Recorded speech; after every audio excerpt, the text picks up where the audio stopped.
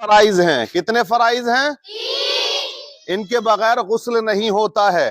یہ بات آپ اپنے دل و دماغ میں اتار لیں. آج کے اس دور میں انسان 55 سال کا ہو گیا، 72 سال کا، لیکن اس کو غسل کے فرائض کا پتہ نہیں ہے اور وہ ناپاک ہی رہتے ہیں. اس لیے ضروری ہے کہ ہم پاکی کے بارے میں سمجھ لیں، جان لیں، تاکہ ہم ناپاک نہ رہیں، پاک رہیں. اور بندہ جب پاک رہ کے عبادت کرتا ہے تو اس کا دل عبادت میں لگتا ہے. تو 3 فرض ہیں. کتنے فرض ہیں؟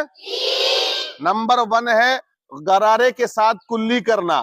مطلب آپ سمجھ لو کہ ایک تو ہے خالی کلی کر دینا، اور ایک ہے ہمارے دانتوں میں جو چیز اٹکی ہوئی ہے، گوشت کھایا اس کا لوتھڑا ہے، عورتیں پان کھاتی ہیں، چھالی اٹک جاتی ہے، اس کو بھی باہر نکالنا غسل سے پہلے ضروری ہے، تاکہ پانی جو ہے وہ داڑوں کی کھڑکیوں میں جائے، دانتوں میں جائے.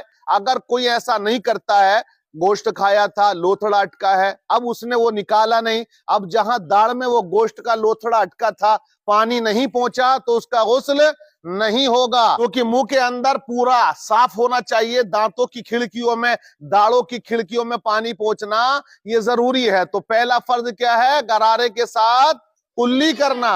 اور دوسرا فرض ہے ناک کے بانسے تک، یعنی کہ جو اوپر ہڈی ہوتی ہے وہاں تک پانی چڑھا دینا، پانی بالکل پہنچا دیا جائے، اور بال جو ہیں ناک کے وہ پورے کے پورے گیلے ہو جائیں. ناک میں اگر کچھ گندگی ہے، کوئی خزانہ بھرا ہوا ہے، اسے باہر نکال دینا چاہیے. سمجھ گئے؟ اس کے بعد پانی اچھے سے پہنچا دیا جائے. جب ہمیں یقین کامل ہو جائے کہ پانی اچھی طریقے سے ناک میں جا چکا ہے، ناک کی جو گندگی ہے باہر آ گئی اور ناک جہاں تک پانی پہنچانا تھا پہنچ گیا، تو پھر جو ہے تیسرا آپ فرض ادا کریں. یہ دوسرا ہو گیا. اور تیسرا فرض کیا ہے؟ پورے بدن پر پانی بہانا، ملنا، پورا بدن گیلا ہو جانا چاہیے. ایک بال بھی اگر سوکھا رہ گیا تو غسل نہیں ہوگا. بولو، غسل نہیں ہوگا. اب عورتوں کا مسئلہ کیا ہے؟ لمبے لمبے بال ہوتے ہیں تو بہت سی عورتیں لمبے بالوں کی بنیاد پر لاپرواہی کر دیتی ہیں. لمبے بال ہیں، سردی کا موسم ہے، تو بہت سی عورتیں کیا کرتی ہیں کہ کاندھے سے نہا لیے، سر نہ بھگویا تو ان کا غسل نہیں ہوتا ہے.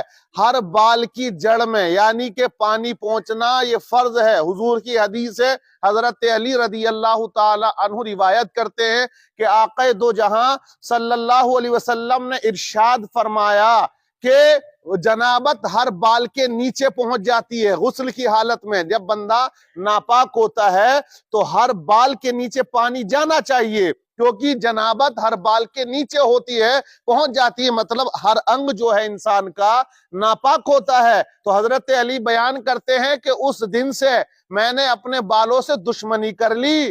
ہمیشہ حضرت علی اپنے سر کو منڈا کے رکھتے تھے، کیونکہ حضور نے فرمایا کہ جو غسل اچھے سے نہیں کرتا ہے اور اپنے بالوں تک پانی نہیں پہنچاتا ہے، اپنے بالوں کو پانی سے تر نہیں کرتا ہے، پانی اچھے سے نہیں بہاتا ہے، وہ سر کے بال ہوں یا جسم کے بال ہوں، تو پھر اللہ اسے عذاب جہنم میں مبتلا فرمائے گا. تو حضرت علی نے اس دن سے اپنے سر کے بالوں سے دشمنی کر لی. تو اب یہ ہمیں ہونا چاہیے کہ لیڈیز اگر غسل کرتی ہیں تو پورے اور ایک ہوتا ہے عورتوں کا مینڈے باندھ لینا، یعنی کہ باریکی سے بالوں کو گوند لینا. جوڑا ایک ہوتا ہے، جوڑا تو ایسے اشارے سے کھل جاتا ہے.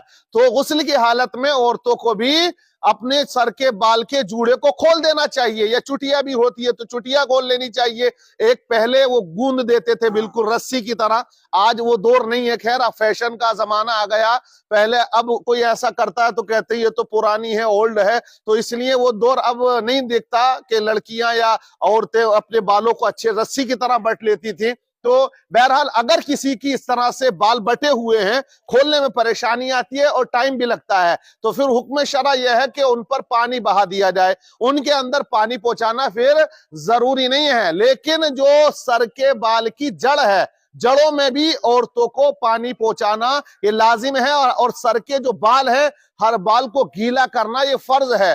مردوں کا معاملہ ہے کہ سر کے بال ہوں یا داڑھی کے بال ہوں، سب کو غسل کی حالت میں بالکل تر کرنا ہے، پانی بہا دینا ہے. تو کتنے فرض ہوئے غسل کے اندر؟